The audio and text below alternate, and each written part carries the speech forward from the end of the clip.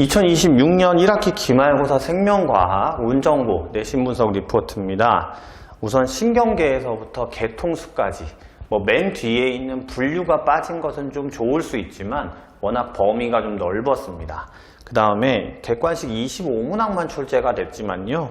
이제 운정고가 예년 기출을 보면 몇 년 동안 방어작용부터 항상성부터 세포분열까지 워낙 문항수가 길고 까다로운 문항들을 많이 출제를 해왔기 때문에 고3 학평 수능 기출에서의 형태 문제를 출제해 왔기 때문에 아무래도 예년도의 기출 문제들을 가지고 직전 보강이라든지 그 전에 이제 준비를 했던 친구들 같은 경우는 그 어려운 문제들 때문에 좀 고민을 많이 했을 걸로 보여집니다.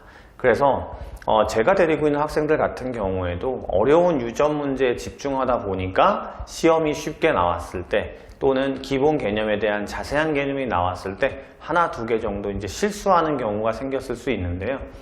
이제 그런 부분에서 등급이 아무래도 90점대에서 많은 학생들이 모여 있다 보니까 결국 실수 한두 개가 등급에 대한 결정사항이 되지 않았나라고 보여지고요.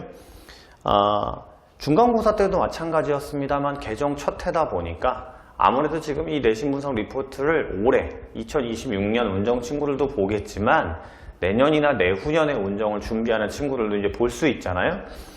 중간고사 포함해서 기말고사까지 너무 어려운 예년의 문제들이나 고3 수능 학평에 그동안 나왔던 개정 전 이런 문제들 위주가 아니라 기본 개념 문제들로 주로 배치가 된 것이 특징입니다.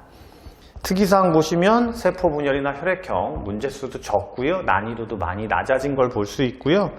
그 다음에 기본 문제들도 예년에 비해서 문제의 길이가 좀 줄었고요. 그러니까 기본적인 문제집에 나와 있는 문제 정도로만 구성되어 있다는 게 특징입니다.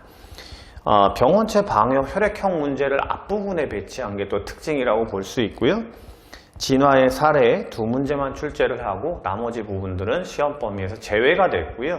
개통수까지가 시험이라고 얘기했는데 개통수도 시험에는 출제되지 않았습니다. 대표 문항 분석을 보시면 신경계에서 객관식 4문항이 출제가 됐고요.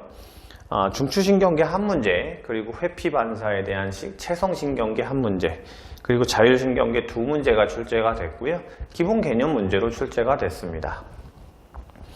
항상성 유지에서는 객관식 5문제가 출제가 됐고요. 체온 2문제, 혈당 2문제, 농도 1문제. 보통은 음성 피드백, 그리고 이제 이상이 있는 호르몬 분비에 이상이 있는 문제들이 좀 까다로울 수 있는데 그런 문제가 거의 없이 기본 그래프 문제로만 출제가 됐습니다.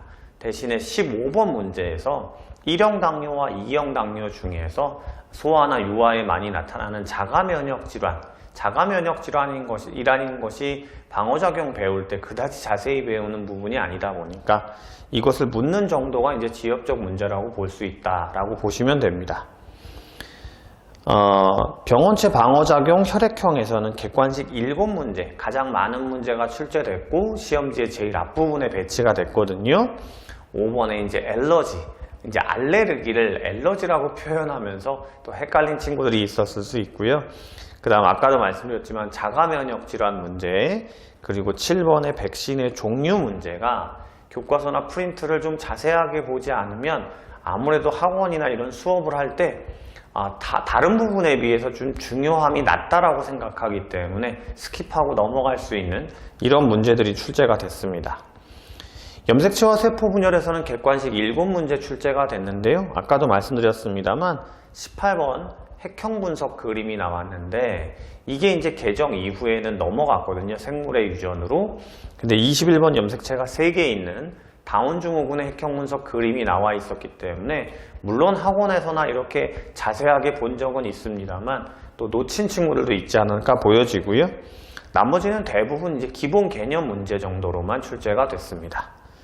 생물의 다양성과 분류는 객관식 2문항만 출제가 됐어요. 자연선택설 한 문제, 그 다음 유전자 풀의 변화, 유전적 부동에 대한 한 문제 정도만 출제가 됐고요. 그러니까 이 부분은 개념만 정확하게 알면 되는 부분이었고 대신 이명법이나 개통수 문제는 출제가 되지 않았다. 그래서 전체적인 총평으로 따지면 예년에 비해서는 너무 어렵거나 고3 수능이나 이런 부분에 기출된 적이 있는 굉장히 긴 문항보다는 정확한 개념을 가지고 있는지 이런 부분을 묻는 문제가 주로 출제됐다라고 보시면 되겠습니다.